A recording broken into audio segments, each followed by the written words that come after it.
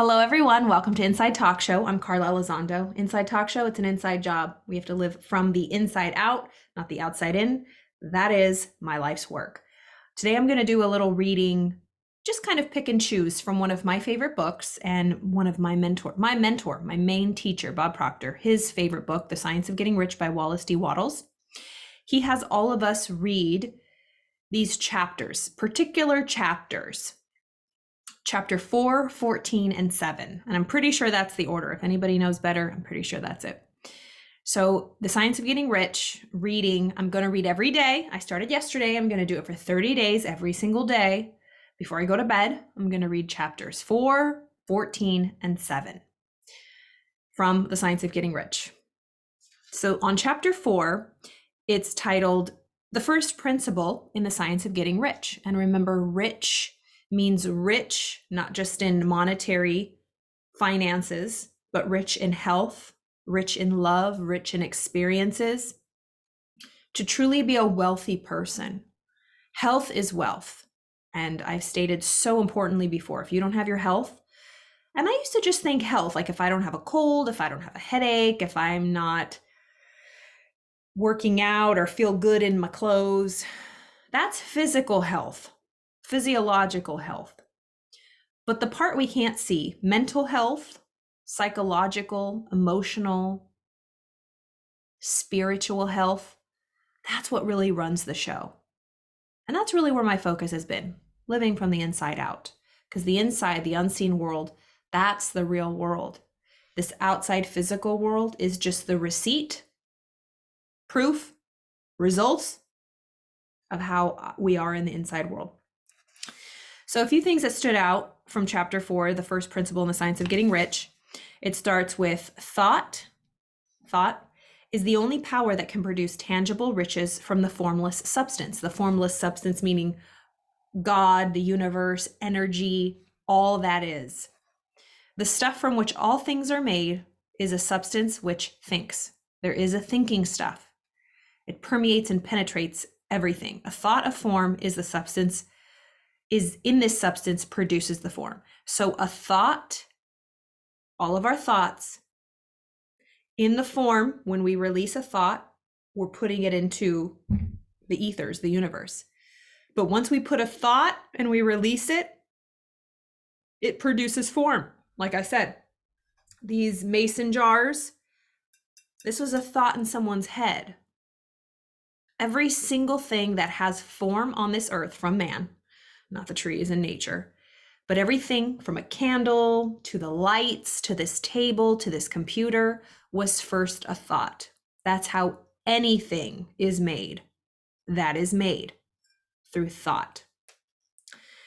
So the original substance, the formless substance, moves according to its thoughts. Every form and process you see in nature is the visible expression of a thought in the original substance. As it thinks of a form, it takes that form. If you want to know how you're thinking, look at the forms around you. When it comes to relationships, people, a job, your car, your house, your body, that's just all a reflection of how you're thinking inside. Which might be scary, or you might say, Carla, no, I don't believe you. Fine. But that also means you can change it. You're in control. You caused it. And then you can cause something new. It's a beautiful thing. It's taking full responsibility for your life, not living in a victim mode. A lot of us have ideas, and I won't get into it much, but we think we can see victim mode, other people being a victim. But I realized, wow, I was an unconscious victim, and it was harsh to look at. Because the definition of a victim is something outside of me, her, him, them, that, this is making me blank. That's victim, period. If I'm upset, bothered, irritated, missing, lacking, whatever, because of something outside of me, I'm a victim. I'm a victim to the circumstance. If it just wasn't like this, if they didn't do that, if this would just da-da-da-da, I'm a victim. We all have that archetype. We all have that ability. Is your unconscious victim running the show? Is it sabotaging you? Because when we remain a victim, and it doesn't mean, it's not always a bad term, it just means if we remain a victim, meaning something outside of us is controlling us, well, then we can't change it. So it's actually good to realize in the areas that you are being a little bit of a victim to circumstance and saying, you know what, I'm in control here. I can change this. It's a beautiful thing. Every thought of form held in thinking substance causes the creation of that form, but always, or at least generally, along lines of growth and action already established. No thought of form can be impressed upon the original substance without causing the creation of that form. We talk about this a lot. So this is our mind, represents our mind, our conscious thinking mind. We have ideas. We can originate thought, or thoughts just come into our mind. That's what we have to guard. So here in our conscious thinking mind, we choose. We have free will to choose what ideas and thoughts we're going to start working with. We're going to start entertaining on the stage of our minds. And once we get involved, we start sending them down to the subconscious mind or our heart. The ancient Greeks called this the psyche, the study of the soul or the spirit. So we take a thought and we impress it on the subconscious or the formless substance. Neville Goddard, Wallace Wattles, Napoleon Hill, Jesus, all the greats talked about there's a place in us, aka our subconscious, our heart, our imagination. That's where God is. That's where the universe is. That's where all that is, the formless substance. So once we impress, so no thought or idea, no thought of form can be impressed upon the original substance without actually producing or manifesting. So that's why it's so important to guard your mind. Guard your mind. There's a lot of garbage and trash coming from so many different avenues and streets, high-speed highways, right into this noggin, precious switching station. It's like a mass computer. It's a printer. Whatever we keep taking in, we're going to just produce. Ooh, Sunny, my friend Sunny talked about this movie about a robot, how, I can't explain it. It was just so good. About how this group of people were second-class citizens and they were told they were robots. They were just second-class citizens. And so this one robot girl, and I might be botching this story, but you get the gist of it. This robot girl was with a human girl, and the human girl was above her because the other one was a robot. And the robot's like, no, you eat first. You eat first. I'm just a robot, a second-class citizen. And then the human girl's like, you know what, girl? They've been lying to you. You're actually human. And you are just as equal. But they had convinced this whole group of people, this whole class of human beings that they were less than. So they acted as if they were less than. Let me tell you, that is what we're all doing. Have you had somebody put a spell on you? A teacher, a parent, a friend, a coworker, a boss, an ex? Has somebody put a spell on you and told you you were blank? And then that idea of blank has been the thing that's dictating your life and your negative results unconsciously. Do you have a negative belief in yourself that's not serving you? You must get rid of it. You owe it to yourself. You owe it to us, the world. The world would be a much better place if we all got rid of those illusions and lies, those limiting beliefs. So basically, the first principle of the science of getting rich, he talks about, and this is the creed. I'm working on memorizing this.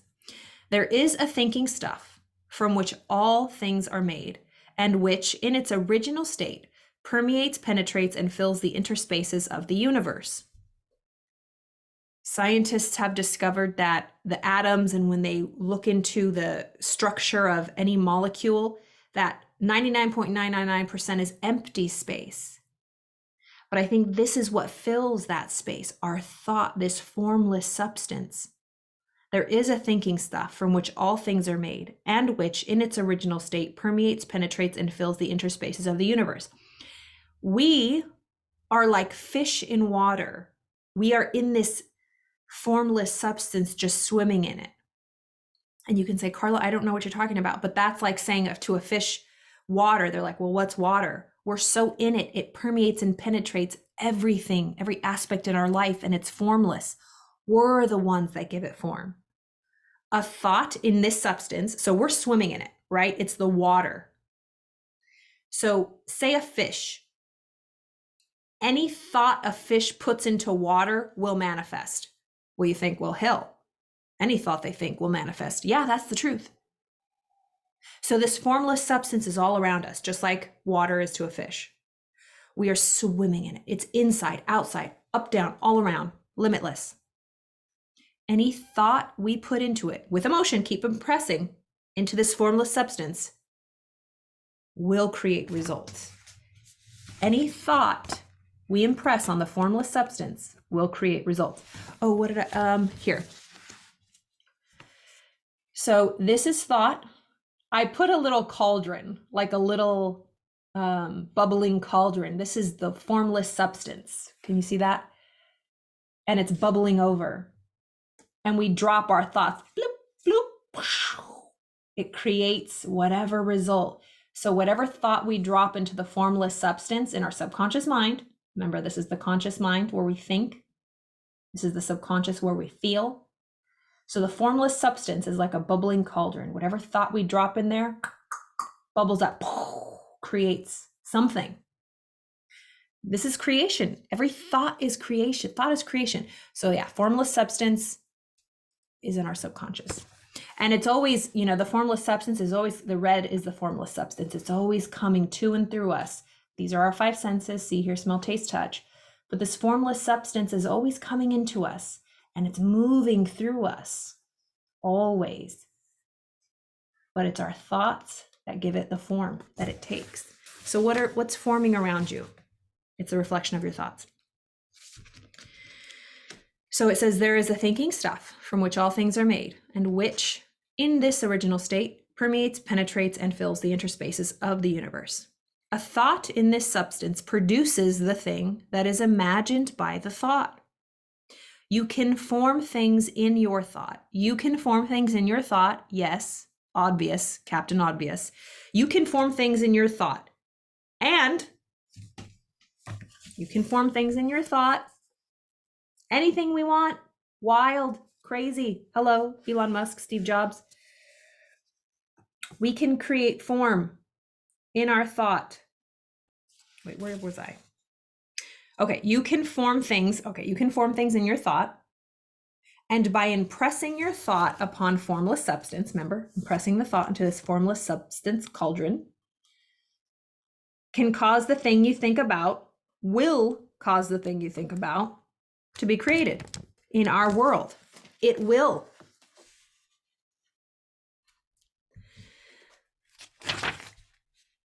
To look upon the appearances. Okay, so it goes into, ooh, this is so good. Okay. To do things in a way you want to do them, you will have to acquire the ability to think the way you want to think. Because remember, how you think is how you act. How you think is how you feel, then that's how you act. So how you think is where it all starts. To do things in a way you want to do them, you have to acquire the ability to think the way you want to think. Do you think the way you want to think? Do you right now think the way you want to think? Or is your thinking hijacked by the world and by your five senses, which you hear, see, smell, taste, touch? Are you a victim to your five senses? Are you a victim to the news? Are you a victim to social media? Is your brain hijacked, that monkey mind? Are you in control of your thoughts, or are they in control of you? So we must acquire the ability to think the way we want to think. This is the first step toward getting rich in every area. To think what you want to think is to think truth, regardless of appearance. You have the natural and inherent power to think what you want to think, but it requires far more effort to do so than it does to think thoughts which are suggested by appearance. To think according to appearance is easy. To think according to appearance and what's here, it's easy. Obviously, it's right in front of our face. That's the whole thing of like, I believe it when I see it, as opposed to true faith. I'll see it when I believe it. So I will only see it in this world until I believe it here. Not I will only believe it here unless I see it in this world. You have the natural inherent power to think what you want to think, but it requires far more effort to do so than it does to think the thoughts which are suggested by appearance. To think according to appearance is easy. It takes no faith. To think truth, regardless of appearance, is laborious and requires the expenditure of more power than any other work you have performed before. There is no labor from which most people shrink as they do from that of sustained and conscious thought. Let's just listen to that again. There is no labor from which most people run away and hide as they do from that of sustained and consecutive thought. It is the hardest work in the world to really think. That quote, 2% of people actually think. It's not a coincidence that 2% of people have all the money in the world and really are successful. 2% of people actually think. 3% think they think. 95% of people would rather die than think. 95% of the people in the world are the mass, the majority, and it ain't looking good. So it's the hardest work in the world to think. This is especially true when truth is contrary to appearances. When the truth, it's like the appearances ain't all it's cracked up to be. That requires thinking and thought. This can only be prevented by holding the thought of the truth. What is true? To look upon the appearance of disease will produce the form of disease in your own mind and ultimately in your body. Instead, you must hold the thought of the truth, which is that there is no disease. Disease is only an appearance and the reality is health. Let's think about if a baby's born with some certain illness or malady, that's abnormal. The baby's sick. If you ever have a cold and you're out for a week or the really bad flu, you're sick. But what's the default? Health. Health is the standard. Health is natural. Health is nature. To be fully functioning, that's optimal health. When we're sick, that is an illusion. That's something that needs to be changed back to health. So the standard, the default is health. That's the truth. Health is the truth. Sickness is the illusion or the absence of health. Health, light is the standard. Darkness or illness is the absence of health or absence of light. Abundance is the state, the natural state of things. Nature is abundant. Gardens are abundant. Seeds are abundant. Seeds grow up everywhere. Weeds are abundant. Nature and life is abundant. Us, human beings, are lack and limited in a poverty mindset. If we were just left, if we left nature alone, it would be abundant AF. But our fear, our worry, our doubt creates lack and poverty. So the original state is abundance. We, through our free will and thinking wrongly, produce lack. So to look upon appearances of poverty will produce corresponding forms in your own mind. Instead, you must hold the truth that there is no poverty, that there is only abundance. It requires power. It does require power to think health when surrounded by appearances of disease, or to think riches when in the midst of the appearance of poverty. But when you acquire this power, you become a master mind. You can conquer fate. You can have what you want. It requires power to think health surrounded by appearance of disease. It takes power. It takes work. It takes guts. And everybody's going to drag you down. To believe and see the truth and the power in your dream and what you want takes power because it hasn't yet manifested, but it does live here. It's the truth. The truth is you are successful. The truth is you will succeed. The truth is your dream will come to pass. It just has to manifest into physical form. You can see it. If you can see it, it's yours. It really exists. But it's going to take power to hold on to that, regardless of the outside appearances of the absence of it. And all the people around you who doubt or who can't see your vision. Think of Gandhi. wanted to liberate India. They were under British rule. That was the reality. He saw a different future, and other people joined him. Some people thought he was stupid. You're an idiot. How dare you? This isn't the truth. You guys are totally run by the British Empire. You'll never win. But he saw that vision, and it came to pass. He had to hold that. Martin Luther King Jr., Dr. Martin Luther King Jr., I have a dream that one day we'll all be seen as equal. We'll be able to go into the same places and use the same things. That was a dream. Although there was segregation, there were signs like, look, you idiot, there's signs right here. That's for, colored and that's for whites. That was the physical reality of the world. But he used his imagination for a better dream, held on to it. Although it was only in his mind, unseen, he couldn't see it. That's how anything that is made that was made. Steve Jobs, cell phone, Apple, iPods, all the amazing cool tech that Apple has that we wait in lines for. We can't wait till the new version comes out. It was first an imaginative dream. You're stupid. You can't hold all that music on a little nano. It came to pass. Now we don't even need those.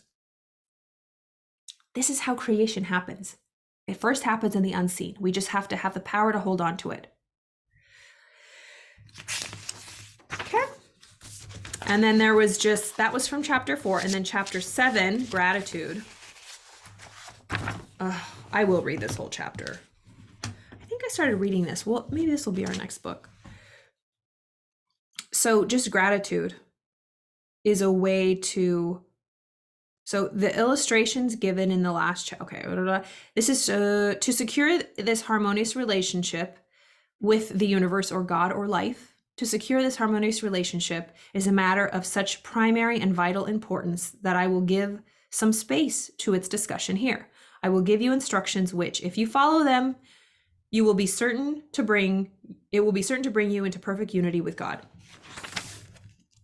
I'm going to read this whole thing. Maybe I'll read it tomorrow. Maybe I'll have a special weekend edition of Inside Talk Show for the chapter of gratitude. I'll do it. I'm going to do that before I get into that. Anyways, that was just Wallace Wattles' way of describing this process. Conscious, subconscious results. This is the co-creation process with us and life. That co-creation with us and God. The co-creation with us and the universe. We're only responsible for imagining, using the faculty of imagination, thinking, having an idea that we want, and dropping it into formless substance. It must and will take form. Look at the results in your life. What's taking form around you? Is it chaos, fear, worry, anxiety? Do you like what you see, the results? You might be successful in certain areas, and that's the beautiful thing about this work. You don't have to be sick. You don't have to be sick to get better. You don't have to be sick to get better. You just always just get better. I've been in classes with people who are millionaires. They're successful business people, but they keep studying this because there's always better. Never get to a place. That's the most dangerous place, to get to a place where I know. I was the worst with that. I still have to. I don't know. You know nothing, Jon Snow. We know nothing. Every day we wake up, renew our minds. When we get to a place where we know we're the biggest fish in the pond, that's when we start dying. Be teachable, be coachable, and don't have a limit on it. There is no end. The stuff that I say, the stuff that Bob says, he's been studying this for 60 years. He didn't originate it. I didn't originate it. The people that he learned from didn't originate it. There's nothing new under the sun. It is just regurgitated things from the philosophers, from the Bible, from the past.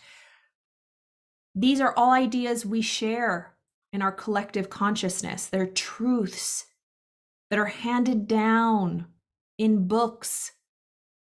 That's what I've dedicated my life to. And we have our own spin on it. I do my own little spin on it. Maybe the way I explain it, it hits in a certain way and you're like, I get that. That certainly was my way into this. I find the teachers that I love that make sense. It resonates. Oh, I know that. I know that. Because you do know it. We all do. It's the truth. When you hear the truth, you know it. It's about remembering. It's about getting all the gunk off from all the trash we get on us every day. And remember, it's that trash and that gunk that hypnotizes us, that gets us addicted, and that runs our lives. We keep crashing and burning and doing the same thing over and over. It's really huge, huge, huge stuff. So this was all a further description of this. It's all saying the same thing, but we need to repeat it and repeat it every single day to live like this. Endless freedom of mind, peace of mind, enjoy. I'm running that class starting next Thursday, October 14th, 6 p.m. Pacific. Please join. Message me for the Zoom link. We're going to do our life script. It's going to be a lot of this work. It's really, really powerful. I learned from the best how to write your self-image, your life script, because that's what dictates the results in your life. If you're a creative, artistic, actor, musician, writer, director, whatever, we're all creative and artistic. If you're not getting the results you want and you want to change it, please come to this class. I urge you. This is how life works. This is how we create. Whatever narrative we're telling in our head is the reality we're living in our lives. If you're living a nightmare, change it. Or if you're living in heaven and you want it to be better, change it. This work is for everybody. It's so powerful. We talk a lot, especially actors. You have to work on your craft, your instrument. I want to really refine my instrument. And we think a lot, this is not our instrument. The things we think, this is not our instrument. This is our instrument. Imagination, the endless center in us of divine operation, that's our instrument. And people who get a hold of that, anything they touch turns to gold. If working on your instrument and taking acting classes worked, everybody would be Oscar winners. We all know that's not the truth because people don't study the real instrument. This is the real instrument. This is the real instrument. Once you know who you are, anything you do turns to gold. So please join me next Thursday. It'll be 3 consecutive Thursdays in October. Message me for the link. I would love to have you there. It's going to be fun. And as always, I offer free calls every day of the week, Monday through Friday. Click on the link and schedule your call with me. Ask me any questions. I would love to meet you, hear your story, share any of my stories that might help you. And I look forward to meeting you all. Have a wonderful weekend. And I will come back and do this reading of Chapter 7, Gratitude, this weekend. So have a wonderful Friday.